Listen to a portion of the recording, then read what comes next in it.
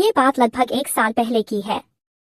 हमारे रिश्तेदारी में किसी की डेथ हो गई थी। मेरे पति अपने काम धंधों में व्यस्त थे, इसलिए मुझे ही वहां जाना पड़ा। ट्रेन का सफर था और मुझे अकेले ही जाना था, इसलिए मेरे पति ने प्रथम श्रेणी एसी में मेरे लिए रिजर्वेशन करवा दिया था।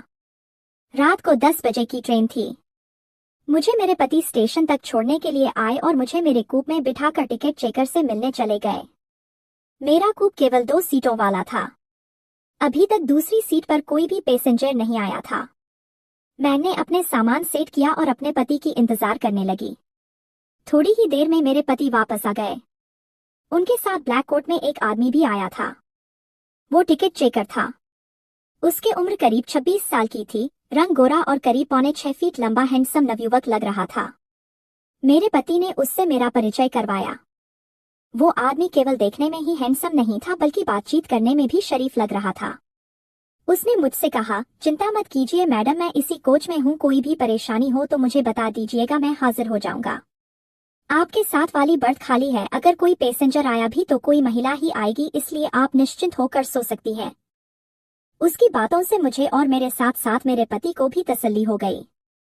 ट्रेन चलने वाली थी, इसलिए मेरे पति ट्रेन से नीचे उतर गए। उसी समय ट्रेन चलती, मैंने अपने पति को खिड़की में से बाय किया और फिर अपने सीट पर आराम से बैठ गई। दोस्तों, मुझे आज अपने पति से दूर जाने में बिल्कुल अच्छा नहीं लग रहा था।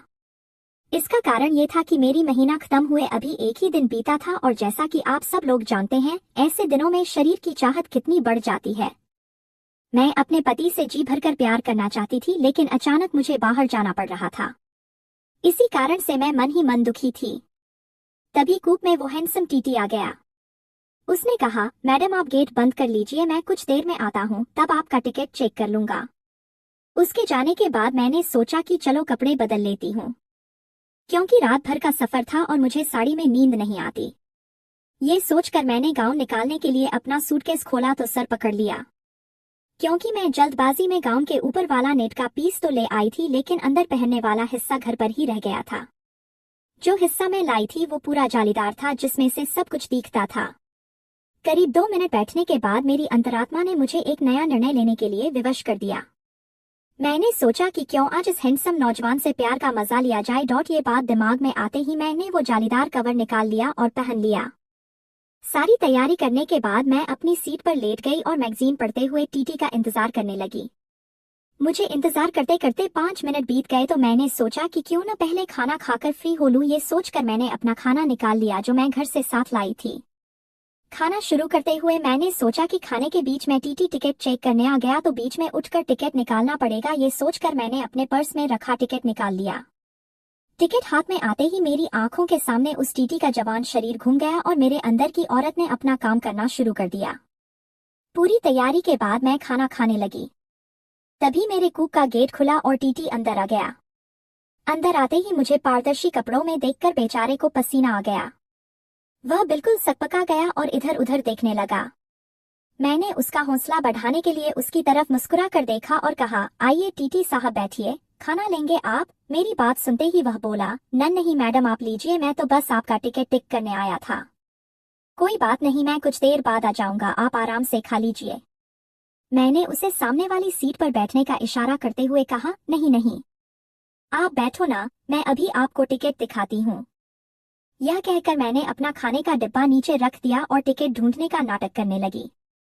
ये सब करते हुए मैं बार बार नीचे झुक रही थी ताकि वो जी भर के देख ले।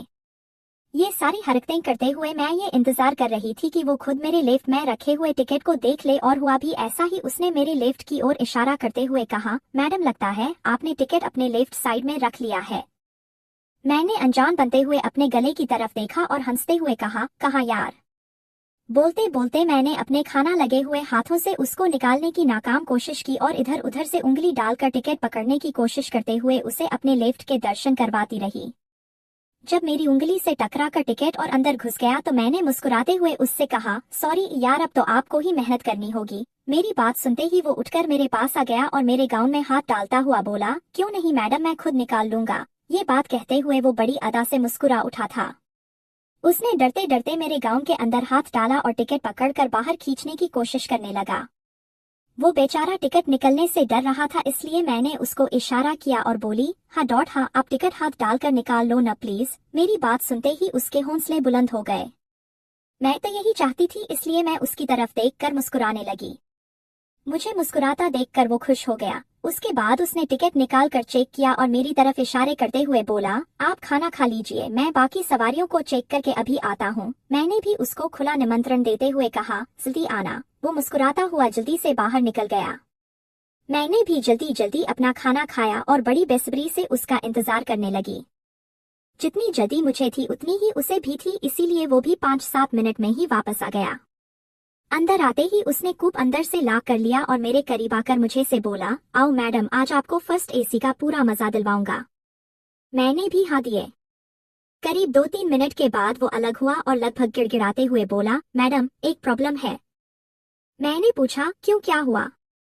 मैडम मेरे साथ मेरा एक साथी और है इसी कोच में, अगर मैं उसको ज्यादा देर दिखाई नहीं दूंगा तो वो मुझे ढूंढता हुआ यहाँ आ जाएगा। वो बोला, अगर आप इजाजत दें तो क्या उसको भी बुला।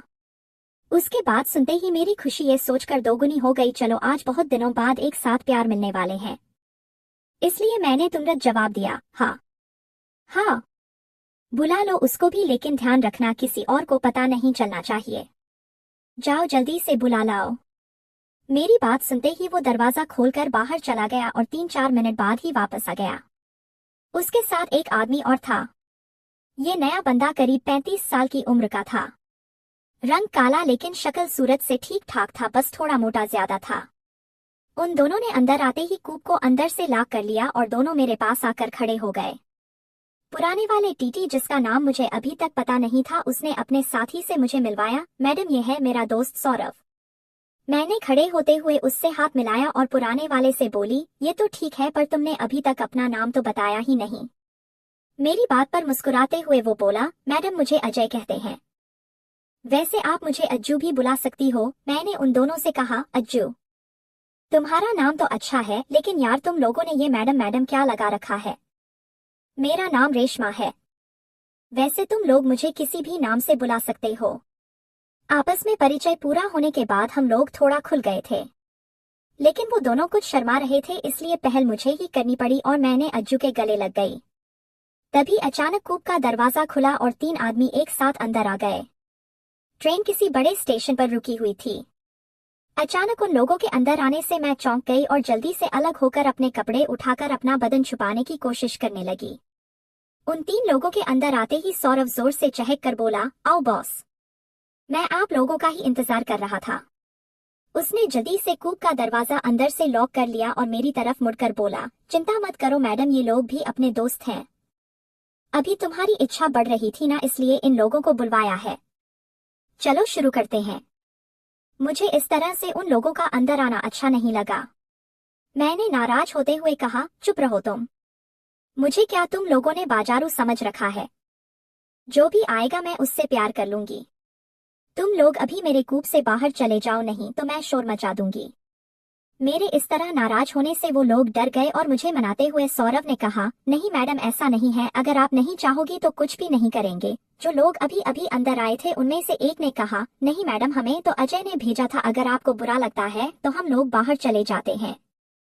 प्लीज आप शोर मत मचाना, हमारी नौकरी चली जाएगी। इस तरह वो चारों ही मुझे मनाने में लग गए। मैंने मन ही मन सोचा कि अब इन लोगों ने मुझे तो देख ही लिया है और अभी तक अपना काम भी नहीं हुआ है। सुबह तो ट्रेन से उतर कर चले ही जाना है, फिर ये लोग कौन सा कभी दोबारा मिलने वाले हैं। ये सोचकर मैंने उनको डराते हुए कहा, ठीक है, मैं तुम लोगों को केवल आधा घंटे का समय देती हूँ, तुम लोग जल्दी जल्दी अपना काम करो और यहाँ से निकल जाओ और अब कोई और इस कूप में नहीं आना चाहिए। वो चारों खुश हो गए और जी मैडम करने लगे। सौरभ ने उन लोगों से कहा कि चलो अब मैडम का मन दोबारा से ठीक करना पड़ेगा, तुम लोग आगे आ जाओ। तो दोस्तों, ये थी मेरी ट्रेन स्टाफ से की हुई दास्तान। अगली बार इससे भी खतरनाक कहानी के लिए तैयार रहें।